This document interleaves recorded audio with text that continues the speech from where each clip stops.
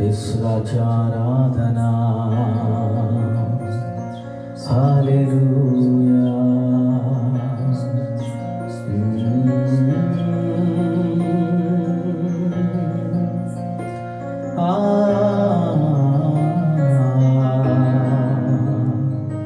హల్లెలూయా. Praise God. స్తోత్రం.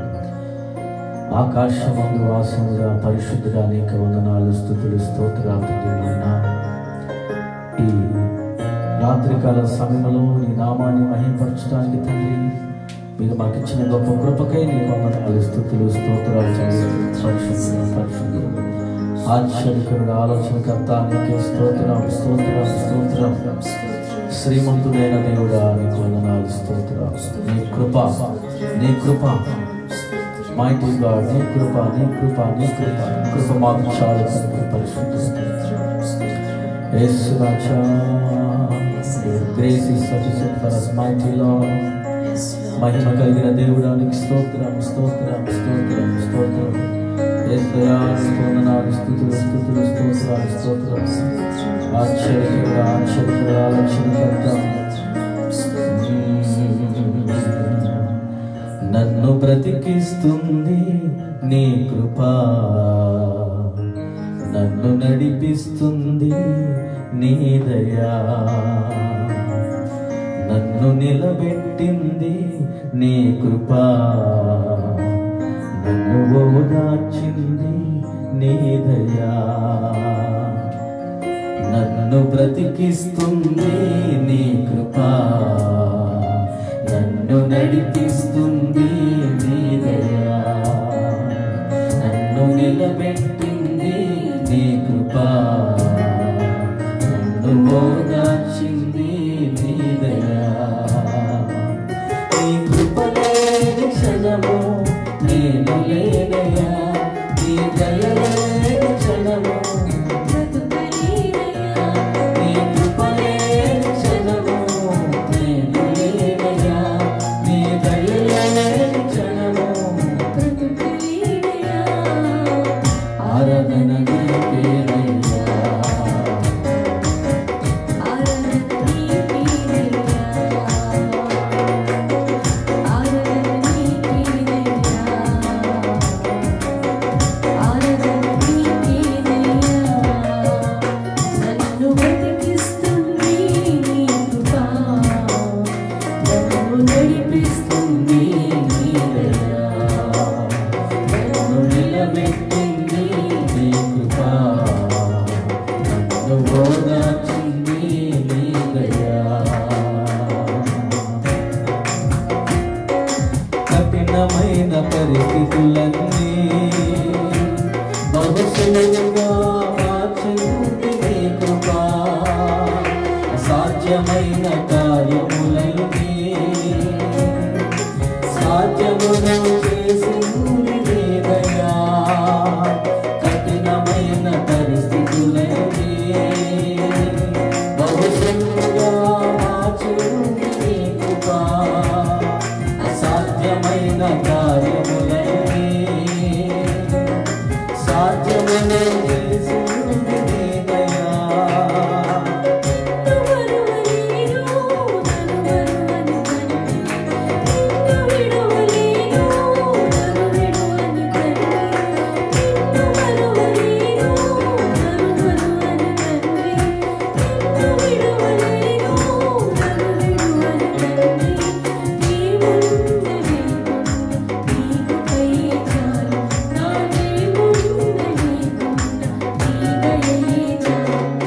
బ్రతికిస్తుంది నీ కృప, నన్ను నిలబెట్టింది నీ దయా, నన్ను ఓదార్చింది నీ కృప, నన్ను నడిపిస్తుంది నీ దయా.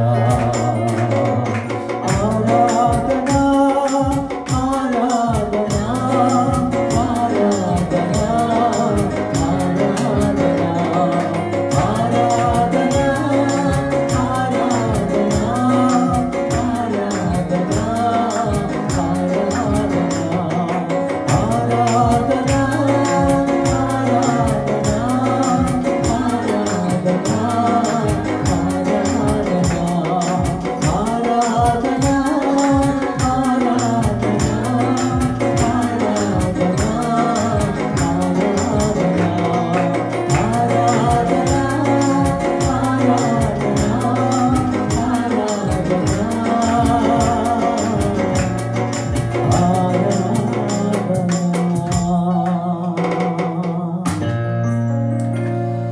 నన్ను బ్రతికిస్తుంది నీ కృప, నన్ను నడిపిస్తుంది నీ దయా, నన్ను నిలబెట్టింది నీ కృప, నన్ను ఓదార్చింది నీ దయా.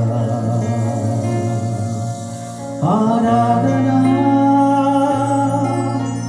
ఆరాధన ఆరాధన ఆరాధన.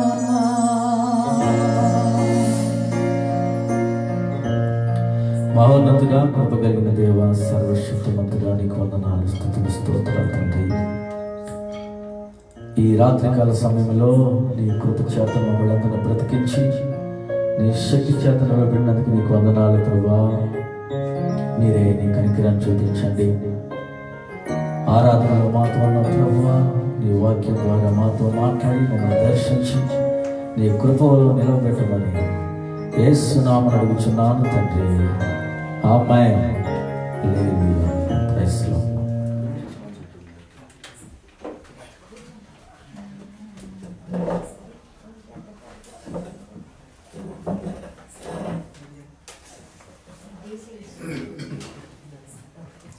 దేవునికి స్తోత్రం. హల్లెలూయా. Praise the Lord. ఈ రాత్రికాల సమయంలో దేవుని పరిశుద్ధ వాక్యాన్ని మనం ధ్యానించుకుని ప్రభు నామమున మహిమ పొందుదాం. బైబిల్ గ్రంథాలను అందుకున్న వారందరూ కూడా మీ యొక్క బైబిల్ని తెరచి దేవుని వాక్యం వినండి.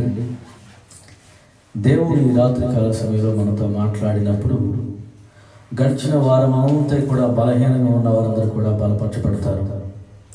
కన్నీరుతో ఉన్న వారందరూ సంతోషాన్ని, భయముతో ఉన్నవారు ధైర్యాన్ని కలిగి ఉంటారు. దేవునికి స్తోత్రం కలుగునుగా. ధైర్యపరిచే దేవుడు ఈ రాత్రి మనతో మాట్లాడుచున్నాడు. భయాన్ని తీసివేసే దేవుడు ఈ రాత్రి మనతో మాట్లాడుచున్నాడు. కన్నీరు తుడిచే దేవుడు ఈ రాత్రి మనతో మాట్లాడుచున్నాడు. ఆయన మనతో ఉంటే మన జీవితాల్లో మనకి తెలియకుండా వచ్చే ప్రతి ప్రమాదం కూడా తప్పించబడుతుంది. హల్లెలూయా. మనకి తెలిసి వస్తే ప్రమాదం తప్పించుకోవడం కోసం ఎంతో ప్రయత్నం మనం చేస్తాం. కానీ మనకు తెలియకుండా వచ్చే ప్రమాదం తప్పించాలంటే అది మనుషుల వల్ల కాదు, కానీ కేవలం మనం నమ్ముకున్న దేవుడి వల్ల మాత్రమే కలుగుతుంది. ఆమేన్. ఏదైనా ప్రమాదం వస్తుంది అని మనకు తెలిసినప్పుడు ఎంతో ఆ ప్రమాదాన్ని తప్పించుకోవడం కోసం చాలా ప్రయాసపడి ఒకవేళ తప్పించుకోవచ్చు, తప్పించుకోలేకపోవచ్చు. కానీ మనకే తెలియకుండా వచ్చే మన కుటుంబం మీదకి వచ్చే ప్రతి ప్రమాదాన్ని, మన మనుషుల మీదకి వచ్చే ప్రతి ప్రమాదాన్ని తప్పించగలిగిన వాడు మన గొప్ప దేవుడు. అటువంటి దేవుడి గురించి రాత్రి మనం మాట్లాడుకుంటున్నాం. ఆ సర్వశక్తులైన దేవుని యొక్క వాక్యాన్ని చదువుకుని ప్రభువుని మహిమపరుద్దాం. ఆదికాండము, మొదటిగా ఆదికాండము 12వ అధ్యాయము 14వ వాక్యం నుంచి మనం చదువుకుని ప్రభువుని మహిమపరుద్దాం. ఆదికాండము 12వ అధ్యాయము 14వ వాక్యం నుంచి. అబ్రాము ఐగుప్తులో చేరినప్పుడు ఐగుప్తీయులు ఆ స్త్రీ మిక్కిలి సౌందర్యవతియు యున్నుట చూచిరి. ఫరో యొక్క అధిపతులు ఆమెను చూచి ఫరో ఎదుట ఆమెను పొగడిరి గనుక ఆ స్త్రీ ఫరో ఇంటికి తేబడిన. అతడు ఆమెను బట్టి అబ్రామునకు మేలు చేసెను. అందువలన అతనికి గొర్రెలు, గొడ్లు, మగగాడిదలు, దాసులు, పనికత్తెలు, ఆడుగాడిదలు, ఒంటెలు ఇయ్యబడెను. అయితే యెహోవా అబ్రాము భార్య అయిన శారయిని బట్టి ఫరోను అతని ఇంటి వారిని మహావేదన చేత బాధించెను. అప్పుడు ఫరో అబ్రామును పిలిచి, నీవు నాకు చేసినదేమిటి? ఈమె నీ భార్య అని నాకెందుకు తెలుపలేదు? ఈమె నా సహోదరి అని ఎలా చెప్పితివి? నేను ఆమెను నా భార్యగా చేసుకుందునేమో. అయితేనేమి, ఇదిగో నీ భార్య, ఈమెను తీసుకొని పొమ్మని చెప్పాను. మరియు ఫరో అతని విషయమై తన జనులకు ఆజ్ఞాపించినందున వారు అతనిని, అతని భార్యను, అతనికి కలిగిన సమస్తమును పంపివేసిరి. దేవునికి స్తోత్రం కలుగును గాక. హల్లెలూయా. ఆశీర్వదించే దేవుడు ఈరోజు మనతో ఉన్నాడు. అబ్రాము ఐగుప్తులోకి వెళ్ళినప్పుడు అబ్రాము కలిగినటువంటి సంఘటన, అయితే అబ్రాము ఒక్కడే కాదు కానీ ఐగుప్తు వరకు కూడా అబ్రాహామును పిలిచినటువంటి మన దేవుడు వెళ్ళాడు. దేవునికి స్తోత్రం కలుగును గాక. ఎప్పుడైతే మన దేవుని యొక్క మాట మనం వింటూ ఆయనతో నడుస్తూ ఉన్నామో ఆ క్షణాల్లో మనకు తెలియకుండా వచ్చే ప్రతి ప్రమాదాన్ని కూడా మన దేవుడే తప్పిస్తాడు. ఏదైతే మన దగ్గర నుంచి దొంగిలించబడుతుందో దానికి రెట్టింతలుగా దేవుడు మనకిచ్చి ఆశీర్వదించే దేవుడై ఉన్నాడు.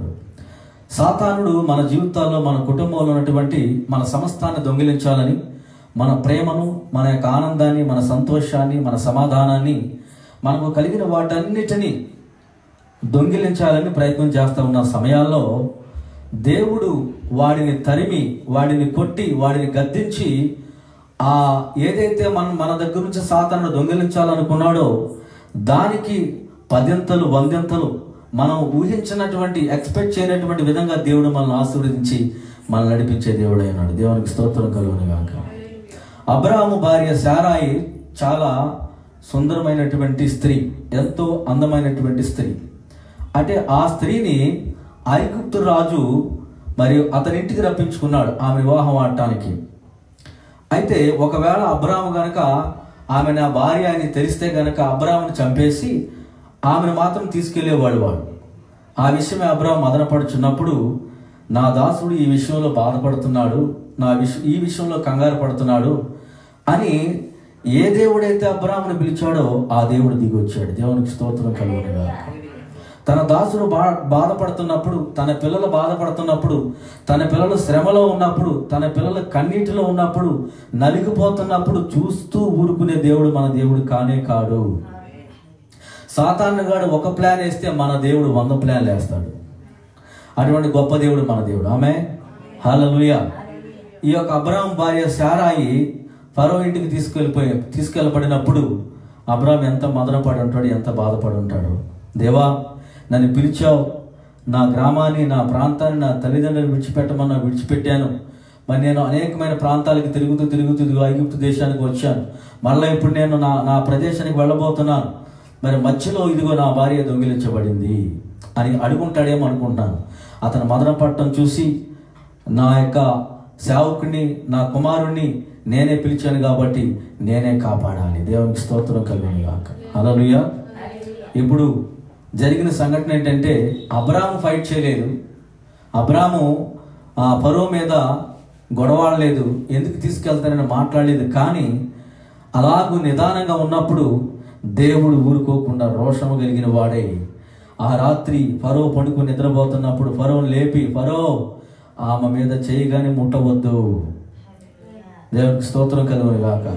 ఆమెను ముట్టడానికి నీకు అధికారం లేదు, అందుకనే నీ ఇంటి వారందరికీ మహావేదన కలగజేశాను. దేవునికి స్తోత్రం కలుగును గాక. దేవుడు నమ్ముకున్న మనలను ఎవడైనా సరే కదపాలని చూసినా వాడి కుటుంబాల్లో, వారి జీవితాల్లో వేదన కలగజేసేవాడు మన దేవుడు. దేవునికి స్తోత్రం కలుగును గాక. హల్లెలూయా.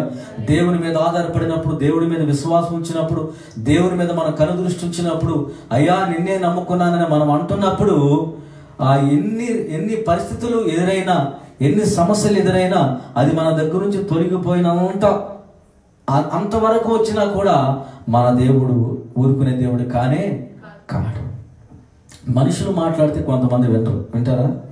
వినరు. మనం మాట్లాడితే వినరు కొంతమంది. కానీ దేవుడు మాట్లాడితే నోరు మూసుకుంటారు. దేవునికి స్తోత్రం కలుగును గాక. హల్లెలూయా. మనం మాట్లాడి ఎందుకు చేస్తున్నాం అంటే నీకెందుకు అని అడుగుతారు చాలా మంది.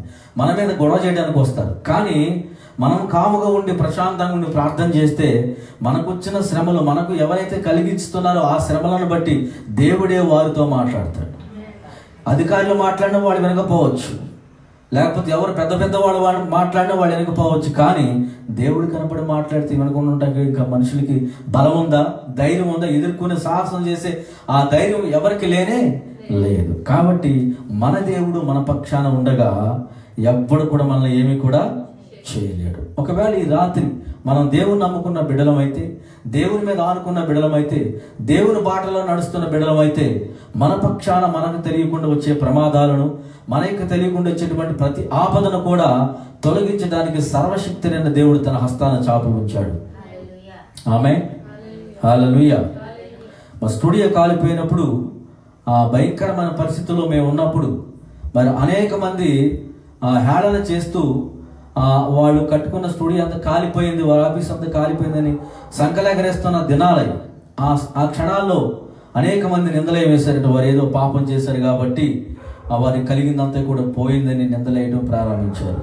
కానీ అబ్రహాము ఎలాగైతే దేవుని పిలుపునందుకొని మరి తన గ్రామాన్ని తన ప్రజలను విడిచిపెట్టి దేవుడిని నమ్ముకొని వచ్చాడో అలాగే నేను కూడా నా జీవితంలో ప్రభువుని నమ్ముకొని కుటుంబ సమేతంగా దేవుని యొక్క ఆరాధిస్తూ దేవుని మహింపరుస్తూ జీవిస్తున్న కాలాల్లో ఒక అపాయం జరిగింది, ఒక ప్రమాదం జరిగింది. కానీ ఆ ప్రమాదం వెనకాల దేవుని హస్తం కాచుకోనుంది. దేవునికి స్తోత్రం కలుగును. హల్లెలూయా, హల్లెలూయా. అబ్రహాముని ఎలాగైతే చూడండి ఇక్కడ ఈ స్త్రీని బట్టి అబ్రహాం కంట ఆయన గొర్రెలు ఇచ్చాడంట, గుడ్లను ఇచ్చాడు, మాగాడిదలను ఇచ్చాడు. మాగాడిదలంటే ఆ రోజు చాలా వాల్యూ. దాసులు, పనికెత్తులు, ఆడగాడిదలు, ఒంటెలు అన్నీ ఇచ్చేసాడంట. ఎవరిని బట్టి? ముందే ఉన్నిస్తాడు దేవుడు. మొత్తం మన చేతులకు వచ్చేసిన తర్వాత అప్పుడు నోరు మూసుకుని నన్ను కంట్రోల్ చేస్తాడు. దేవునికి స్తోత్రం కలుగును గాక. హల్లెలూయా. మనల్ని ఆశీర్వదించడానికే దేవుడు ఉన్నాడు. ఆమేన్. ఆయన ఆశీర్వదించినాక దాన్ని ఎవడు వెనక్కి తీసుకోవడానికి అవకాశం లేదు. ఇక దేవుడు మనకి ఇచ్చేస్తాడు అంతే. ఆమేన్. అందుకే మనకు శ్రమలు కలిగినప్పుడు, మనకు బాధలు కలిగినప్పుడు బోరు మరి ఏడవకుండా అయ్యో మొత్తం పోయిందని కంగారు పడకుండా మన వెనకాల కార్యాలు జరిగించే బలమైన దేవుడు మనకున్నాడని మనం తెలుసుకొని ధైర్యంతో బ్రతుకుతున్నప్పుడు నీకు నాకు తెలియకుండా వచ్చే ప్రతి ప్రమాదాన్ని దేవుడు తప్పిస్తాడు. ఆమేన్. ఆ రాత్రి ఫరోతో మాట్లాడుతున్నాడు దేవుడు. ఏం మాట్లాడుతున్నాడు? ఏం మాట్లాడినా చూడండి. ఏం మాట్లాడాడంటే, అతడు ఐగుప్తులో ప్రవేశించడానికి సమీపించినప్పుడు అతడు తన భార్య అయిన సారి, ఎదుగో నీవు చక్కని దానివని నేను ఎరుగుదును, ఐగుప్తులు నిన్ను చూసి ఈమె అతని భార్య అని చెప్పి నన్ను చంపి నేను బ్రతుకునిచ్చేదడు. నీ వల్ల నాకు మేలు కలిగినట్లు నిన్ను బట్టి నేను బ్రతుకున్నట్లు నీవు నా సహోదరువని దయచేసి చెప్పమని. ఇంకా చూడండి. అప్పుడు ఫరో అబ్రహామును పిలిచి, నీవు నాకు చేసినది ఏమిటి? ఈమె నీ భార్య అని నాకెందుకు తెలుపలేదు? ఆమె నా సహోదరిని ఎలా చెప్పితివి? నేను ఆమెను నా భార్యగా చేసుకుందనేమో. అయితేనేమి, ఇదిగో నీ భార్య, ఈమెను తీసుకుని పొమ్మని చెప్పాను. మరియు ఫరో అతని విషయమై తన జనులకు ఆజ్ఞాపించినందున వారు అతనిని, అతని భార్యను, అతనికి కలిగిన సమస్తమును పంపివేసిరి. దేవునికి స్తోత్రం కలుగును గాక. హల్లెలూయా. ఆమెను ముట్టకూడదని దేవుడు మాట్లాడిన విధానం ఎంత గొప్ప సంగతి అండి. అయితే మనల్ని ముట్టకూడదని దేవుడు మాట్లాడితే ఎవడు మనల్ని ముట్టలేడు. ఆమేన్. హల్లెలూయా. మన మీద ఎంతో మంది ప్రయోగాలు చేస్తుంటారు. ఎలాగైనా నాశనం చేయాలి, వారి భవిష్యత్తుని పాడు చేయాలి అని ఎంతో మంది మనం ప్రయత్నం చేస్తున్నా దేవుడే వారికి ఆలోచన కలిగించి మరలా వారి జోలికి పోవటం ఎందుకు, వారి దేవుని పిల్లలు, వారి జోలికి పెడితే మనకే నష్టం కలుగుతుందని వారి మనసులను తిప్పగలిగిన శక్తిమంతుడు మన దేవుడు. దేవునికి స్తోత్రం కలుగునుగా. కాబట్టి మన జీవితాల్లో, మన కుటుంబాల్లో కలుగుతున్న ప్రతి వేదనను బట్టి, శోధనను బట్టి, సమస్యను బట్టి బాధపడనక్కర్లేదు. అబ్రాహాముకున్న దేవుడు ఈరోజు నీకు నాకు ఉన్నాడు. మన జీవితంలో ఉన్నటువంటి ఆనందమైనటువంటి సౌందర్యాన్ని, మన జీవితంలో మన భవిష్యత్తు ఎంతో సుందరంగా కట్టబడుతున్న దినాలు మన భవిష్యత్తును పాడు చేయడానికి పూనుకున్న ప్రతి ఒక్కరి నోడను మోయించడానికి మన దేవుడు మనతో ఉన్నాడు. దేవునికి స్తోత్రం కలుగును గాక. హల్లెలూయా. మనతో వాగ్దానం చేసిన దేవుడు మనల్ని విడిచిపెట్టేవాడు కాదు. అబ్రహాముతో దేవుడు వాగ్దానం, నేను నిన్ను ఆశీర్వదిస్తాను, నేను నిన్ను జనరేషన్స్కి తండ్రిగా చేస్తాను. ఆమేన్. హల్లెలూయా, హల్లెలూయా. అంత గొప్ప దేవుడు మనం కలిగి ఉన్నాం. కాబట్టి భయపడినటువంటి అవసరం మనకు లేదు. ఈ రాత్రి అటువంటి దేవుడు మనకు సహాయం చేసి నడిపించును గాక. దేవునికి స్తోత్రం కలుగును గాక. ఆది కాండము, మరొక వాక్యం చదువుకుందాం. ఆది కాండము 31వ అధ్యాయము 22వ వాక్యం. ఆది కాండము 31:22. యాకోబు పారిపోయినని 3వ దినము లాబానుకు తెలుపబడెను. అతడు తన బంధువులను వెంటబెట్టుకుని 7 దినముల ప్రయాణమంత దూరము అతని తరుముకొని పోయి గిలాదు కొండ మీద అతన్ని కలుసుకునెను. ఆ రాత్రి చాలు. ఇప్పుడు యాకోబు పారిపోయినని 3వ దినమున లాబానుకు తెలుపబడిందంట.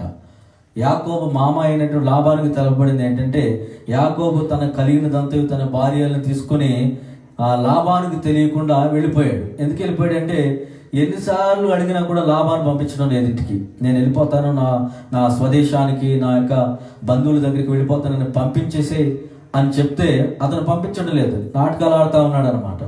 అందుకని యాకోబు ఒకరోజు నిర్ణయం తీసుకుని మనం బయలుదేరదాం, ఇక మీ నాన్నగారు పంపించేట్లేరని తన భార్యను తన యొక్క సమస్తాన్ని పట్టుకుని బయలుదేరి వెళ్ళిపోయాడు. వెళ్ళిపోయినప్పుడు లాభానికి 3వ దినాన్ని తెలపబడి అతను తన బంధువులను వెంట పెట్టుకుని 7 దినముల ప్రయాణమంత దూరం అతను తరుముకుని పోయి ఏం చేశాడంట, చూడటానికి కాదు వెళ్ళింది, తరుముకుంటూ వెళ్తున్నాడంట. తన అల్లుడిని తరుముకుంటూ వెళ్తా ఉన్నాడు. కానీ అతను తరుముకుంటా వెళ్తా ఉన్నప్పుడు దేవుడు చూసి నవ్వుకుంటా ఉన్నాడు లాభాన్ని. ఎవరిని తరుముతున్నాడు? నేను ఆశీర్వదించిన నా కుమారుడిని తరుముతాడా వీడు? నేను ఎత్తుకున్న నా కుమారుని తరుముతాడా? యాకోబుతో అంతకుముందు దేవుడు ఏం ప్రమాణం చేశాడు? నువ్వు వెళ్ళి ప్రతి చోటకి నేను వస్తాను, నిన్ను ఆశీర్వదిస్తాను, నీ వెంటే ఉంటాను, నేను అబ్రాహాము దేవుడను. దేవునికి స్తోత్రం కలుగును గాక. హల్లెలూయా. అక్కడ ప్రమాణం చేసిన దేవుడు ఇప్పుడు తిరిగి వస్తున్నప్పుడు వెనకాల కూడా తరుముతున్నాడు. తరుముకుంటూ ఎలా వస్తాడు? తరుముకుంటాం అంటే ఎప్పుడు కనపడతాడు వాడిని వేసేద్దామని తరుముకుంటా వస్తూ ఉంటాడు. కానీ దేవుడు కాపుదల కాసిన వాడిని తరమటం ఎవడి వల్ల కానే కాదు. ఇందాక అబ్రాహాం గురించి మాట్లాడు. అబ్రాహాం వేదన పడుతున్నప్పుడు, మదన పడుతున్నప్పుడు దేవుడు చూస్తూ ఊరుకోలేదు. నా కుమారుడు బాధపడుతున్నాడు, నా కుమారుడు మనసు నలిగిపోతుంది, అతను శ్రమలో ఉన్నాడు అని ఫస్ట్ ఇంటి వారందరికీ మహావేదనలు కలగజేశాడు. ఇప్పుడు తరుముకుంటూ వస్తున్నటువంటి లాబాను దేవుడు ఏ విధంగా మాట్లాడుతున్నాడు చూద్దాం. ఆ రాత్రి స్వప్నమందు దేవుడు సిరియా వాడైన లాబాను వద్దకు వచ్చి, నువ్వు యాకోబుతో మంచిగాని చెడ్డగానే పలుకుకు, జాగ్రత్త. దేవునికి స్తోత్రం కలుగును గాక. హల్లెలూయా. మంచిగాని చెడ్డగానే. ఇందాక స్వప్నంలో ఎవరు కనపడ్డాడు? ఫరో కనపడ్డాడు. దేవుడు కనపడి ఏమంటున్నాడు? ఆమె ముట్టకూడదు. దేవునికి స్తోత్రం కలుగును గాక. ముట్టడానికి నీకు అవకాశం లేనే లేదు. ఇప్పుడు లాబానుతో మాట్లాడుతున్నాడు. ఏమని? నువ్వు యాకోబుతోటి మంచిగానే, అసలు ఏం మాట్లాడటానికి వీల్లేనే లేదు. నోరు మూసుకొని దేవునికి స్తోత్రం కలుగును గాక. మాట్లాడితే ఏమవుతుంది తెలుసా? మట్టి అయిపోతాడు. అంతే, మాట్లాడితే మట్టి అయిపోతాడు. కాబట్టి దేవుడు ప్రేమిస్తున్న మనలను ఎవడు తరమటానికి వచ్చినా వాడిని చూసి మనకు భయం అనిపిస్తూ ఉంటుంది. కానీ ఆ తరుముకుంటూ వచ్చే వాడిని కంట్రోల్ చేసే పవర్ నా యేసయ్య దగ్గర ఉంది. దేవునికి స్తోత్రం కలుగును గాక. హల్లెలూయా.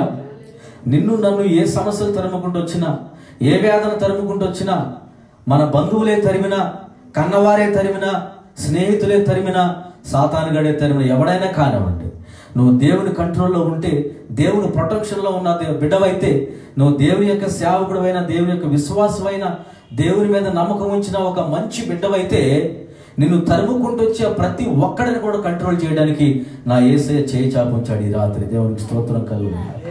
అది ఏ విధమైన శాపమైనా కానివ్వండి, అది నిన్ను తరుముకుంటా వస్తుందంటే నా ప్రభు మధ్యలోనే దాన్ని ఆపేస్తాడు. లాబాను పరిస్థితి ఎలా ఉందంటే, నా కూతుర్లు పోయిన పర్లేదు, ఈయన మాత్రం అంతే. అర్థమైందా?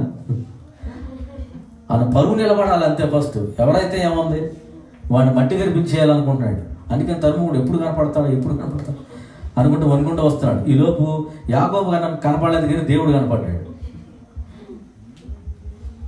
మనల్ని తరుముకుంటూ వచ్చేవాడికి ఎవరు కనపడతారు ఫస్ట్? హల్లెలూయా. ఆయన కనపడి ఆయన తరుముకుంటూ వచ్చే విధానం చాలా భయంకరంగా ఉంటుంది. వాళ్ళకి ఇక అల్లుడు, కూతురు, ఎన్ని సెంటిమెంట్స్ ఏమి ఉండవు ఆ దినాల్లో. వాళ్ళు భయంకరమైన వ్యక్తులు సిరియా వాళ్ళు. అంటే మామూలు ఇప్పటికీ సిరియా వాళ్ళు చాలా క్రూరమైన వాళ్ళు. వాళ్ళకి ప్రేమ, దయ, కనికరం అనేది ఉండదు అసలు. ఆ సిరియా వాడైనటువంటి లాబాను బయలుదేరి వచ్చే విధానం, జనాలు తీసుకుని వస్తుంటే వాళ్ళు అనుకుని ఉంటారు, ఎలాగని ఈరోజు వాడిని వేసేయాలరా అనుకుని ఉంటారు. కానీ దేవుడు మధ్యలోనే వేసేసాడు. దేవునికి స్తోత్రం కలుగును. ఎంత కోపం మీద వస్తున్నాడో లాబాను, ఆ కోపం అంతా కూడా ఒక్కసారి తీర్చేశాడు అంతే. ఎందుకని? దేవుడు నిన్ను ప్రేమిస్తున్నాడు, దేవుడు నిన్ను ప్రేమిస్తున్నాడు, దేవుడు నన్ను ప్రేమిస్తున్నాడు. కాబట్టి మనల్ని దేవుడు ప్రేమించినంత కాలం ఎవడు తరుముకుంటూ వచ్చినా వాడు ఉండనే ఉన్నాడు. వాడు విజయాన్ని చూడాలి, అపజయమే చూస్తాడు అంతే. దేవునికి స్తోత్రం కలుగును గాక. హల్లెలూయా. ఆమేన్. హల్లెలూయా. జాగ్రత్త సుమి. ఎవరు మాట్లాడుతున్నారు? మనం జాగ్రత్త అని ఎవరికైనా చెప్పామనుకో, నువ్వు జాగ్రత్తగా ఉండు అంటాడు. అంతే కదా, ముందు నువ్వు చూసుకో అంటాడు. ఇదేం మాట్లాడితే. కానీ దేవుడు మాట్లాడితే జాగ్రత్తగా ఉండాల్సిందే. హల్లెలూయా. కాబట్టి తరుముకుంటూ వస్తున్న ప్రతి చీకటి కార్యం లయపరచడానికి మన దేవుడు ఈ రోజు మనతో ఉన్నాడు. అది ఎటువంటి చీకటి కార్యమైనా, మనుషుల కార్యమైనా, చీకటి తలంపులైనా ప్రతి కార్యాన్ని ఆయన కంట్రోల్ చేయబోతున్నాడు. దేవునికి స్తోత్రం కలుగును. ప్రమాణం చేసిన దేవుడు, వాగ్దానం చేసిన దేవుడు మనతో ఉండి మనల్ని నడిపించడానికి సిద్ధంగా ఉన్నాడు. ఆమేన్. లాస్ట్ వాక్యం చూసుకొని ముగించేసుకుందాం. ఇక్కడ చంపదామని వచ్చినటువంటి వ్యక్తి ఒక మంచి పని చేస్తున్నాడు. అది చెప్పి నేను వేరే వాక్యంలోకి వెళ్తాను. 28వ వాక్యం. అయితే నీవు నా కుమారులను నా కుమార్తెలను నన్ను ముద్దు పట్టుకొననీక పిచ్చి పట్టేట్లు చేసితివి. మీకు హాని చేయుటకు నా చేతనవును. అయితే పోయిన రాత్రి మీ తండ్రి యొక్క దేవుడు నీవు యాకోబుతో మంచి గాని చెడ్డ గాని పలుకకము, జాగ్రత్త సుమి అని నాతో చెప్పాను. దేవునికి స్తోత్రం కలుగును గాక. ఈ రాత్రి నీ శత్రువుతో దేవుడు చెప్పబోతున్నాడు, ఆమె నా కుమార్తెను నా కుమారుని ముట్టడానికి నీకు అవకాశం లేనే. జాగ్రత్త సుమా, సాతానుగా అతను నా బిడ్డ, నా కుమార్తె, నా కుమారుడు, నీ వల్ల కాదు. వాడికి ఆలోచనలు కలిగిస్తున్నావా? వాడి క్షేమాన్ని పాడు చేయాలని చూస్తున్నావా? వాడి శరీరాన్ని పాడు చేయాలని చూస్తున్నావా? వారి జీవితాలను పాడు చేయాలని చూస్తున్నావా? జాగ్రత్త సుమి, అతడు నా బిడ్డ. దేవునికి స్తోత్రం కలుగును గాక. అతడు నా కుమార్తె. ఆమేన్. నువ్వు జాగ్రత్తగా ఉండకపోతే నేను తొక్కేస్తానంతే. ఈ రాత్రి యాకోబుతో మాట్లాడిన దేవుడు, అబ్రాహాముతో మాట్లాడిన దేవుడు నీతో నాతో మాట్లాడుతున్నాడు. ఏంటో తెలుసా? నీ మీదకి నా మీదకి తరుముకుంటూ వచ్చే ప్రతి కార్యాన్ని దేవుడు అణచివేయబోతున్నాడు అంతే రాత్రి. ఆమేన్. అటువంటి దేవుడిని మనం కలిగి ఉన్నాం. దేవునికి స్తోత్రం కలుగును గాక. అంతే. ఆ తర్వాత లాబాను వారందరిని విడిచిపెట్టి వెనక్కి తిరిగి ఎంత స్పీడ్గా వచ్చాడో అంత స్లోగా వెనక్కి తిరిగాడు. నీరసం వచ్చేసింది దెబ్బకి. ఎక్కడ లేని బలం వచ్చేసింది యాకోబుని తరమడానికి. వెళ్ళేటప్పుడు అబ్బా నా బలం అంతా తీసేసాడుగా దేవుడు. యాకోబుడు నా జీవిత నీరసం వచ్చేసి అలాగే నెమ్మది ఇంటికి వెళ్ళిపోయాడు. ఆమేన్. మన దేవుడే దేవుడు. దేవునికి స్తోత్రం కలుగు. మన దేవుడే బలమైన దేవుడు. మన దేవుడే కాపాడేవాడు. మన దేవుడే మనకు ప్రొటెక్షన్. ఆమేన్. హల్లెలూయా. దేవునికి స్తోత్రం కలుగును గాక. ఇంకో వాక్యం చదువుకుని ప్రభునామ మహిమపడతాను. చూడండి, 2వ రాజులు 6వ అధ్యాయం 11వ వాక్యం. 2వ రాజులు 6వ అధ్యాయం 11వ వాక్యం. సిరియా రాజు కల్లోల పడి తన సేవకులను పిలిచి, మనలో ఇజ్రాయేలు రాజు పక్షము వహించిన వారెవరైనది మాకు తెలుపజెప్పరాదా అని వారిని అడిగగా, అతని సేవకులలో ఒకడు, రాజువైన నా ఏలినవాడా, ఇజ్రాయేలు రాజు పక్షమున ఎవరునూ లేరు గాని ఇజ్రాయేలులోనున్న ప్రవక్తయగు ఎలీషా మీ అంతఃపురమందు మీకు ఆనుకున్న మాటలు ఇజ్రాయేలు రాజునకు తెలియజేయును. చాలు. దేవునికి స్తోత్రం కలుగును గాక. ఇజ్రాయేలు గురించి సిరియా రాజు చేస్తున్న ప్రతి పన్నాగాన్ని దేవుడు ప్రవక్త అయిన ఎలీషా ద్వారా ఇజ్రాయేల్ రాజుకు తెలియజేస్తున్నాడు. ఇప్పుడు ఏదైనా సిరియా రాజు వచ్చి ఇలా ఆలోచించుకున్నాడు అనుకో, పలానా ఆ రూట్లో వెళ్ళి ఇజ్రాయేల్ ప్రజలు మనం నాశనం చేసేది అనుకుంటున్నారు. అంతే, ఎవరికి చెప్పట్లేదండి. వాళ్ళలో వాళ్ళే అనుకుంటున్నారు. వాళ్ళు ప్లాన్ చేసుకుంటున్నారు. ఉన్నదంతా అక్కడ వాళ్ళే. కానీ అక్కడ మాట్లాడుతున్న స్వరం దేవుడు ఎలీషాకి వినిపిస్తున్నాడు. దేవునికి స్తోత్రం కలుగును గాక.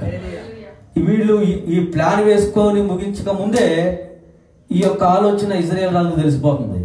అప్పుడు ఇజ్రాయేల్ సైన్యం రెడీగా ఉన్నారంతే. వాళ్ళు రాగానే వేసేస్తున్నారు. దేవునికి స్తోత్రం కలుగును గాక.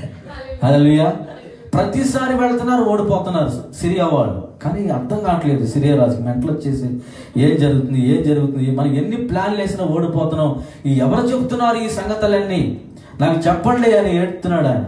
అప్పుడు అక్కడ ఒకడు అంటున్నాడు, ఎవరు లేరు కానీ వారి పక్షాన మాట్లాడడానికి ఒకడున్నాడు అని ఆయన పేరు చెప్తున్నాడు.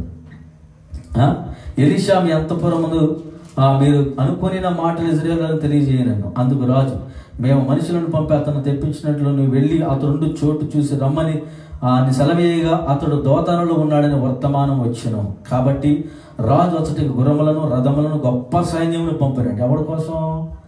ఒక వ్యక్తి కోసం ఎంత సైన్యాన్ని పంపించాడంట? గొప్ప సైన్యాన్ని పంపించాడంట. ఈరోజు నువ్వు నేను పౌరుషంగా పరిశుద్ధంగా ఒక వ్యక్తిగా ఈ లోకంలో బ్రతుకుతున్నప్పుడు, ప్రార్థన చేసుకుంటున్నప్పుడు, వాక్యం చదువుకుంటున్నప్పుడు, పాపం చేయకుండా పరిశుద్ధంగా పౌరుషంగా బ్రతుకుతున్న మన దగ్గరకు గొప్ప సైన్యాన్ని పంపిస్తాడు సాతానుగాడు. వాడు వాక్యం చదువుతున్నాడు, చెడగొట్టాలి. వాడు పవిత్రంగా ఉంటాడు, చెడగొట్టాలి. వాడు పరిశుద్ధంగా ఉంటాడు, చెడగొట్టాలి. ఆ ఇంట్లో ప్రార్థన జరుగుతుంది, చెడగొట్టాలి.